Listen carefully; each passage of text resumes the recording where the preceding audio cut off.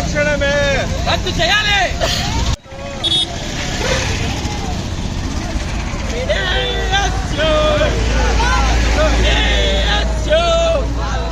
కల్పించాలి ప్రభుత్వ పాఠశాల మాలకు వస్తువులను, కల్పించాలి ప్రభుత్వ పాఠశాల కనీస మాలకు వస్తువులను రద్దు చేయాలి.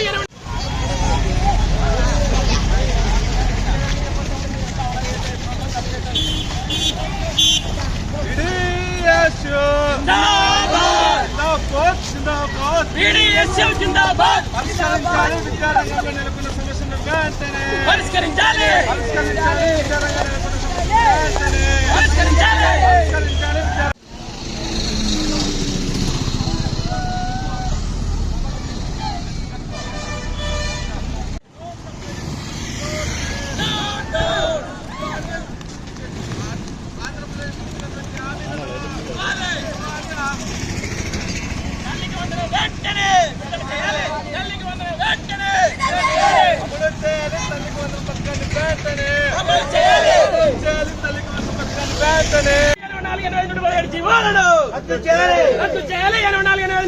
జీవాలను మెడికల్ విద్యార్థులకు శాపంగా మారిన 108 జీవాలను రద్దు చేయాలి. 84-117 జీవాలను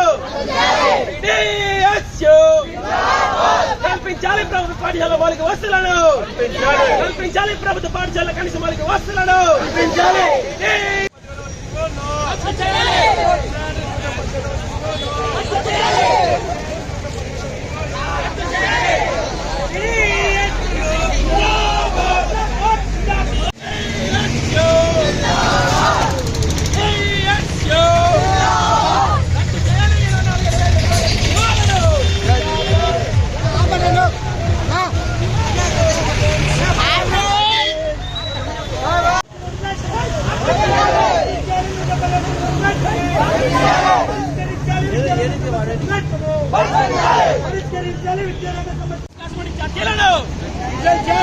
పెండింగ్ లో ఉన్నటువంటి బెస్ట్ కాస్మెటిక్ ఛార్జీలను పెండింగ్ లో ఉన్నటువంటి బెస్ట్ కాస్మెటిక్ ఛార్జీలను మెడికల్ విద్యార్థులకు శాపంగా మారిన 108 జీవాలను రద్దు చేయాలి. 108 జీవాలను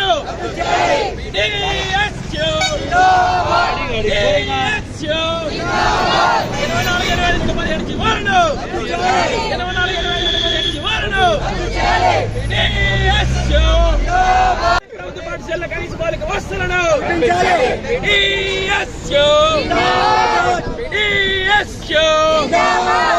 రద్దు చేయాలి.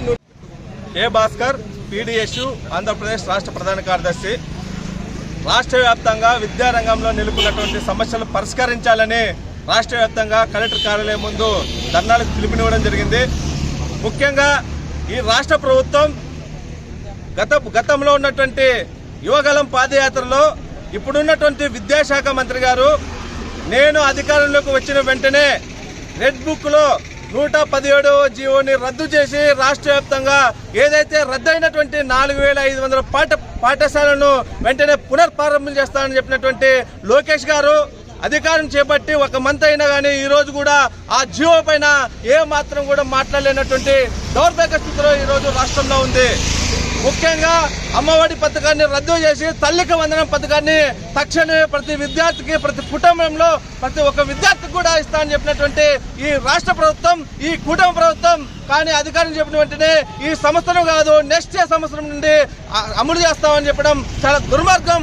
తక్షణమే తల్లికి వందనం పథకాన్ని అమలు చేయాలని ఈ సందర్భంగా డిమాండ్ చేస్తున్నాం. రాష్ట్ర వ్యాప్తంగా హాస్టల్లో చదువుతున్నటువంటి విద్యార్థులు దౌర్భాగ్య స్థితిలో ఉన్నారు. మౌలిక వసతులు లేవు. స్థితి వ్యవస్థలో ఈరోజు భవనాలు ఉన్నాయి. ప్రాణాలని అరచేతిలో పెట్టుకుని ఈరోజు చదువుతున్నటువంటి పరిస్థితి హాస్టల్లో ఉన్నటువంటి విద్యార్థులు చదువుతున్నారు. కానీ రాష్ట్ర ప్రభుత్వం హాస్టల్కు ధరలకు అనుగుణంగా మెచ్చార్జీలు కానీ, సొంత భవనాలు కానీ, వాళ్ళకి నిత్యావసర సరుకులు కానీ ఏ మాత్రం కూడా పట్టించుకోలేనటువంటి పరిస్థితిలో ఈరోజు ఈ కుటుంబ ప్రభుత్వం ఉంది. తక్షణమే ఈ సంబంధించినటువంటి సమస్యల పరిష్కారం కోసం ఈ ప్రభుత్వం స్పందించాలి. లేదనుకో పెద్ద ఎత్తున ఆందోళన కార్యక్రమాలకు శ్రీకారం చుట్టి పీడీఎస్ ఆధ్వర్యంలో సీఎం కార్యాలయాన్ని ముట్టడించడానికి కూడా మేము సిద్ధమవుతామని ఈ సందర్భంగా హెచ్చరిస్తా ఉన్నాం.